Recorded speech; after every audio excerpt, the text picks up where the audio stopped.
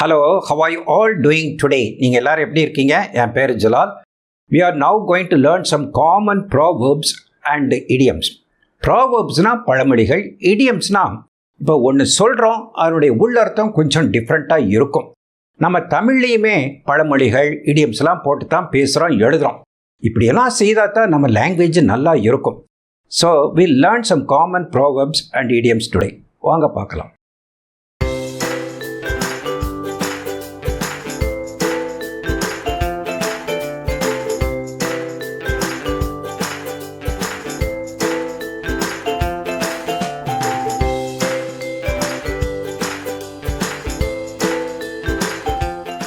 So the first proverb for today is well begun is half done. இதுக்கு என்ன அர்த்தம்னா தொடக்கம் நல்லா இருந்துச்சுன்னா பாதி வேலை முடிஞ்ச மாதிரி தான் அப்படின்னு அர்த்தம். Well begun is half done. Next proverb is a stitch in time saves nine. A stitch in time. அதாவது தைக்கிறது ஒரு கரெக்டான நேரத்தை தைச்சிட்டோம்னா saves nine. 9 கிழிசலை அதை காப்பாற்றும் அப்படின்ட்டு அர்த்தம். ஸோ இந்த இடத்துல ஒரு சின்ன கிழிசல் இருக்குது, உடனே தைச்சிட்டோம்னா ஒன்றாகாது. கொஞ்சம் தைக்கிறத போஸ்ட்பான் பண்ணோம், டிலே பண்ணுறோன்னு வச்சுக்கோங்க, அந்த கிழிசல் பெருசாயிரும் அப்படின்னு தான். ஸோ ஏதோ ஒரு காரியத்திலையும் அந்த குறிப்பிட்ட நேரத்தில் உடனே செய்கிறது பெட்டர் அப்படிங்கிறது தான் இந்த ப்ராவர்பினுடைய meaning. A stitch in time saves nine அப்படின்ட்டு. Next proverb is familiarity breeds contempt. Absence makes hearts grow fonder. இது நல்லா கவனிங்க, நல்லா இருக்குது. Familiarity breeds contempt. இப்போ ஃபெமிலியாரிட்டினா நல்லா பழக்கப்படுறது, பிரீட்ஸ்னா உண்டாக்குது அப்படின்னு அர்த்தம். கண்டெம்ட்னா வெறுப்பு. ஒரே ஆளை திருப்பி ஒரு வீட்டில் 2 பிரதர்ஸ் இருக்கிறாங்க, அடிக்கடி பார்க்குறாங்க, பேசுகிறாங்க, அவங்களுக்குள்ள ஒரு கண்டெம்ட் வந்துடுது, வெறுப்பு வந்துடுது. ஸோ ஃபெமிலியாரிட்டி பிரீட்ஸ் அப்படின்னா உண்டாகிறது, கண்டெம்ட்னா வெறுப்பு உண்டாகுது. அதே பிரதர்ஸு அவங்க பிரிஞ்சு இருக்காங்கன்னு வச்சுக்கோங்க, வேலை காரணமாகவோ படிப்பு காரணமோ, ஒரு பையன் இன்னும் ஒரு இடத்துல இருக்கான், இன்னொரு பையன் இன்னொரு இடத்துல இருக்கான்னு வச்சுக்கோங்க, அவங்களுக்குள்ள பாசம் பொத்துக்கிட்டு வரும், பாசம் ரொம்ப வந்துடும். அதுதான் absence makes the hearts grow fonder. ஆப்சன்ஸ்னால் விலகி இருக்கிறது, இல்லாட்டி டிஸ்டன்ஸ்ன்னு கூட சொல்லலாம், ரொம்ப தூரத்தில் இருக்கிறது. ஆப்சன்ட் மேக்ஸ் ஹார்ட்ஸ்னால் இதயம், க்ரோ ஃபாண்டர். ஃபாண்டர்னா அன்பு ஜாஸ்தியாக, விருப்பம் ஜாஸ்தியாக இருக்கிறது. ஸோ மேக்ஸ் த ஹார்ட்ஸ்னா அன்புன்னு அர்த்தம், அன்புன்னு தான் எடுத்துக்கிறோம் அப்படி. ஸோ ஃபெமிலியாரிட்டி பிரீட்ஸ் கண்டெம்ட் அப்படின்னு கூட அதே ஒரு தனி ப்ராவர்பாக நீங்கள் யூஸ் பண்ணலாம். Absence makes hearts grow fonder அப்படின்னு வச்சுக்கோங்க. Next proverb is haste makes waste. அது அநேகமாக எல்லாருக்கும் தெரிஞ்சிருக்கும். ஹேஸ்ட் மேக்ஸ் வேஸ்ட், அவசரம் இழப்பில் முடியும் அப்படின்ட்டு. Next proverb is make hay while the sun shines. அதாவது சூரிய ஒளி இருக்கும்போதே தூத்திக்கொள் அப்படின்னு சொல்கிறோம்ல, இதுதான் காற்றுள்ள போதே தூத்திக்கொள் அப்படின்னு தான் அர்த்தம். சூரிய ஒளியில் காற்றுள்ள போதே தூத்திக்கொள் அப்படிங்கிறதுக்கு make hay while the sun shines. இப்படி இங்கிலீஷில் அப்படி ப்ராவர்பு. மேக் ஹேன்னா வைக்கல்னு அர்த்தம். சன் ஷைன்ஸ், சன் ஒளி இருக்கும்போதே, சூடாக இருக்கும்போதே அது வளர்த்தி போடு அப்படின்னு அர்த்தம். அது தமிழில் இப்படி சொல்லலாம், காற்றுள்ள போதே தூத்திக்கொள் அப்படின்ட்டு. அது பிறகு நெக்ஸ்ட் ப்ராவர்பு பார்ப்போம். The next proverb is the pot calling the kettle black. இதை பாருங்க, பாட்டுனா ஒரு பானை சட்டி ஏதோ ஒன்று, கெட்டில்னா அந்த டீ கெட்டில் வச்சுருப்பாங்கள்ல, அந்த கெட்டிலோடு நீங்கள் ஹீட்டப் பண்ணலாம். ஸோ அந்த பாட்டையும் ஹீட் பண்ணலாம், கெட்டிலையும் ஹீட் பண்ணலாம். ஹீட் பண்ணுறதுனால அடி கறி ஆயிரும். அந்த காலத்தில் கறி அடுப்பு இல்லாட்ட விறகு அடுப்பு தானே இருந்துச்சு. ஸோ ரெண்டுமே கருப்பாக தான் இருக்குது. ஆனால் பாட் காலிங் த கெட்டில் பிளாக், பாட்டு சொல்லுது, பானை சொல்லுது கெட்டில் பார்த்து, ஏன் நீ கருப்பாக இருக்க அப்படின்ட்டு. இதுக்கு என்ன அர்த்தம்னா, தான் மேலே குறைய வச்சுக்கிட்டு அடுத்தவர் மேலே குறைய சொல்கிறது, அப்படி சொல்லக்கூடாது இல்லையா. Pot calling the kettle black அப்படின்னு சொல்லலாம். அது பிறகு you can lead a horse to the water but cannot make it drink. You can lead a horse to the water. குதிரையை எடுத்துக்கிட்டு போகலாம், எங்கே ஒரு பாண்டுக்கு வாட்டர் குடிக்கிறக்காண்டி, தண்ணி குடிக்கிறக்காண்டி எடுத்துகிட்டு போகலாம். ஆனால் you cannot make it drink. நீ தண்ணியை எப்படி குடிக்க வைக்க முடியும்? அதுதான் குடிக்கணும். இப்போ ஃபாதர் கஷ்டப்பட்டு பணம் சேர்த்து வச்சு அட்மிஷன் பண்ணுறாரு, பையனுக்கு இன்ஜினியரிங் காலேஜ்லேயோ மெடிக்கல் காலேஜ்லேயோ அட்மிஷன் பண்ணுறாரு. அவ்வளோதான் செய்ய முடியும். படிக்க வேண்டியது அவன் கடமை இல்லையா? படிக்கிறது அவன் தான் படிக்கணும், அப்பாவை படிக்க முடியும். அதான் you can lead the horse to the water but cannot make it drink அப்படின்ட்டு நெக்ஸ்ட் ப்ராவர்ப். அது பிறகு out of frying pan into the fire. Frying பேன்னா அந்த ஃப்ரை பண்ணுறது, வறுக்கிற சட்டியிலேருந்து அதுலேருந்து அந்த சூட்லேருந்து தப்பிச்சு வரணுன்ட்டு தீயில விழுந்துடுறது. இதே ஹாட்டு அதை வந்து தப்பிக்கிற கொண்டு தீயில விழுந்தா அதுவும் ஹாட்டு தானே, அப்படி தான் அர்த்தம். So out of the frying pan into the fire, அதாவது ஒரு கஷ்டத்துலேருந்து எப்படியாவது மீண்டு வரணும்னு சொல்லிட்டு டக்குன்னு வர்றது, யோசிக்காமல் வர்றது, வந்த பிறகு அடுத்த கஷ்டம் வந்துடுது. ஸோ இப்படி தான். ஸோ அதுதான் இந்த proverb. Once bitten twice shy.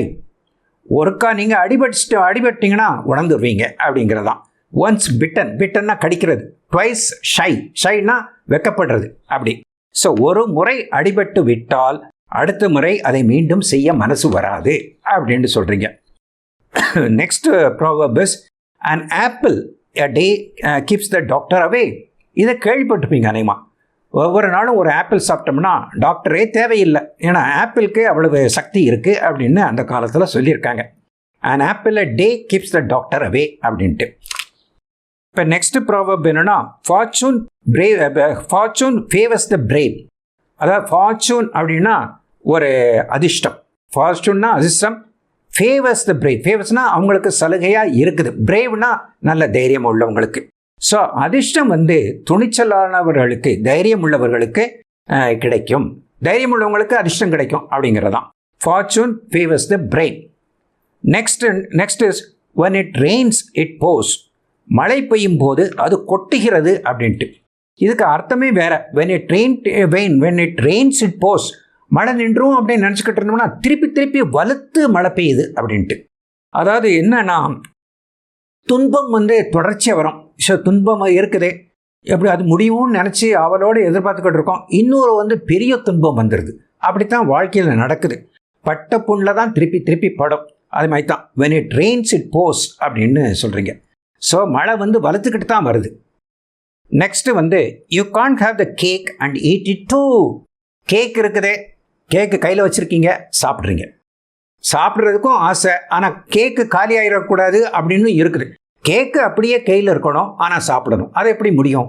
So எல்லாத்தையும் நீங்கள் உங்களுக்கு வேணும் அப்படின்னு நினைக்கக்கூடாது அப்படிங்கிறதான். So you can't have every thing அப்படிங்கிறது இந்த பழமொழி. You can't have the cake and eat it too அப்படின்ட்டு. there is no such thing as a free lunch. அதாவது ஃப்ரீ லஞ்ச் மாதிரி ஒருத்தர் லஞ்ச் வந்து மத்தியான சாப்பாடு வந்து ஃப்ரீயாக கிடைக்குது அப்படின்லாம் ஒன்றும் கிடையாது உலகத்தில். ஒருத்தர் உங்களுக்கு சலுகை பண்ணுறாரு, இல்லாட்ட உங்களை பார்த்து ஸ்மைல் பண்ணி அழகாக மெச்சி பேசுகிறாருன்னா அர்த்தம் என்னென்னா, அதுக்கு ஒரு உள்ள அர்த்தம் இருக்குது. ஏதோ ஒரு பலனை உங்கள்கிட்ட இருந்து எதிர்பார்க்குறாரு, அதுக்கு தான் உங்களுக்கு சலுகை செய்கிறாரு, இல்லாட்ட உங்களை மெச்சி பேசுகிறாரு அப்படின்ட்டு. நீங்கள் நினச்சக்கூட நம்மளை மெச்சி பேசுகிறானே, ஃப்ரீயாக பேசுகிறானே அப்படின்னு நினைக்கூட. there is nothing called free lunch in this world. there is no such thing as free lunch அப்படிங்கிறது இந்த பழமொழியினுடைய அர்த்தம். அதுக்கப்புறம் the early bird gets the worm. early birdனா எந்த பறவை வந்து சீக்கிரம் போதோ அதுக்கு தான் அந்த worm கிடைக்கும், புழு கிடைக்கும் அப்படின்ட்டு. அப்படி இதுக்கு என்ன அர்த்தம்னா, யார் முந்துறாங்களோ அவங்களுக்கு தான் பலன் கிடைக்கும் அப்படின்னு அர்த்தம். So the early bird gets the worm அப்படின்ட்டு. இப்போ அடுத்த ப்ராவர்ப்ஸுக்கு கொஞ்சம் பார்க்கலாம். இப்போ இந்த நெக்ஸ்ட் ப்ராவர்ப் என்னென்னா, the grass is greener on the other side. கிராஸ்னா புல், க்ரீனர்னா பச்சையாக இருக்குது மற்ற சைடில். இது தமிழில் எப்படி சொல்கிறது? தூரத்து பச்சை கண்ணுக்கு குளிர்ச்சி அப்படின்னு சொல்லலாம். the grass is greener on the other side. slow and steady wins the race. அதாவது மெதுவாக ஸ்டெடியாக நீங்கள் இருந்தீங்கன்னா நீங்கள் ஜெயிச்சிடலாம் அப்படின்ட்டு சொல்கிறாங்க. அதாவது விவேகமே வெற்றியை தரும். நல்லா யோசித்து சிந்தித்து செய்கிறது தான் நம்ம வெற்றியை தரும். Slow and study win the race அப்படின்னு சொல்கிறீங்க. நெக்ஸ்ட் வந்து லுக் பிஃபோர் யூ லீப். அதாவது லுக் பாரு, லீப்னா தாண்டதுக்கு முன்னால் நல்லா பாரு அப்படின்ட்டு லிட்ரல் டிரான்ஸ்லேஷன். இது என்னன்னா, ஒரு செயல்படுவதற்கு முன்னால் சிந்தி அப்படின்னு அர்த்தம். நல்லா யோசிச்சு தான் செயல்படணும் அப்படிங்கிறதுக்கு லுக் பிஃபோர் யூ லீப் அப்படின்னு சொல்லலாம். நெக்ஸ்ட் வந்து it's a piece of cake. It's a piece of கேக்னா கேக் சாப்பிட்றது, பீஸ் ஆஃப் கேக் ஒரு கேக்கினுடைய துண்டு. அது என்ன அர்த்தம்னா, இது வந்து ரொம்ப easy, it's a piece of cake, அது கேக்கு சாப்பிட்ற மாதிரி ரொம்ப ஈஸியாக இருக்குது அப்படின்ட்டு சொல்கிறதுக்கு. இப்படியும் கூட சொல்லலாம், இட்ஸ் அ கேக் வாக் அப்படின்னு சொல்கிறாங்க.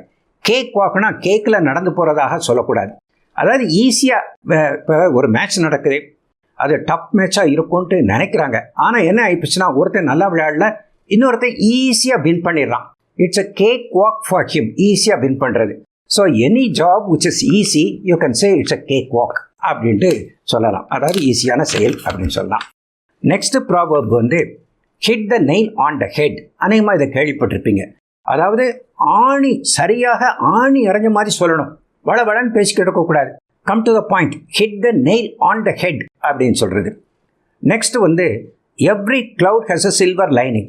கிளவுட் இருக்குது, மேகம் இருக்குது, ஒரு சில்வர் லைனிங். மேகம் எப்போதுமே ஒரு டார்க்காக இருக்குதுன்னு அர்த்தம். ஸோ அதில் ஒரு சில்வர் லைன்னா ஒரு ஒளி கதிர் வருது, அதாவது மின்னல் அடிக்கிற மாதிரி.